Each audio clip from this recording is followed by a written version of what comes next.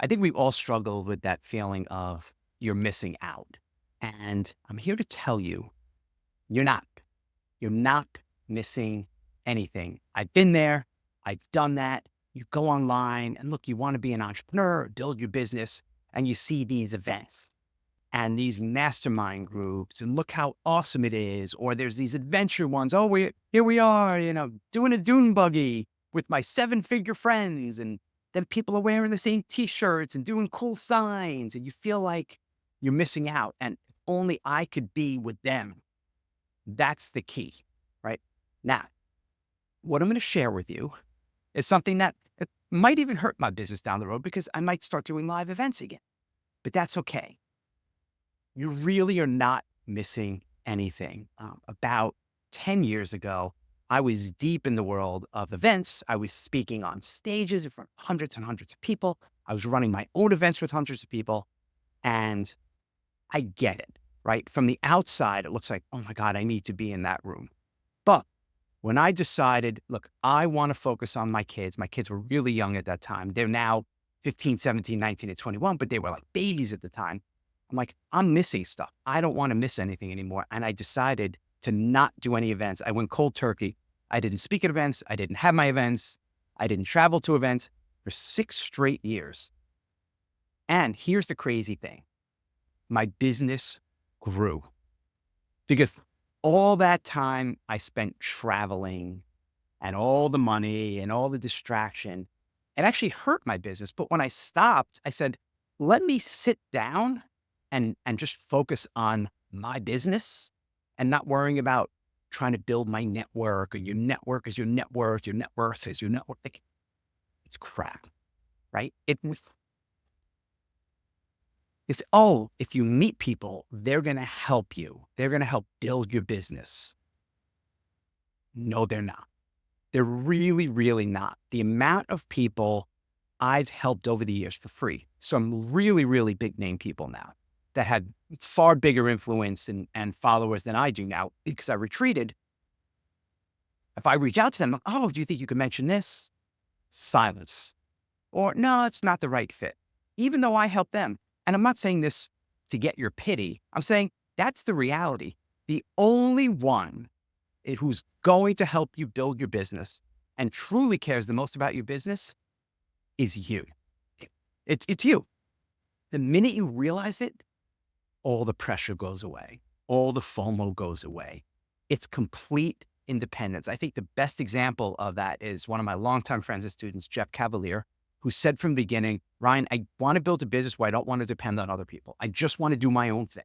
No affiliates, no partners, no asking for it. And he built AthleanX, tens of millions of subscribers just by doing his own thing. And here's a really, really interesting part is that building an online business, a solo business, this one-person business is very, very simple.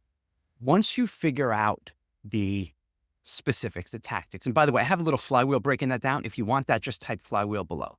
I just outline the system for you. It's free. But once you figure out your thing, so for me, my flywheel right now is YouTube is my traffic source. I send them over to free opt-ins by typing CQ flywheel below, or shorter playbooks that are like $10. And then I get them on my email list. And then I send new products and offers. Hey, here's a new training we're doing. Here's another playbook. Here's another pro. That's it. That's a business.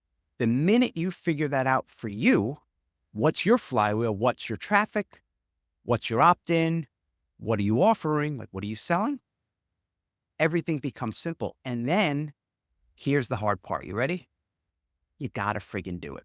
And what I found is that when you go to events, especially events with multiple speakers and a boot camp style where there's 20 speakers, and again, I'm guilty. I've run those events and I might in the future, and call me an hypocrite, but I'm just telling you that what happens is it becomes distracting.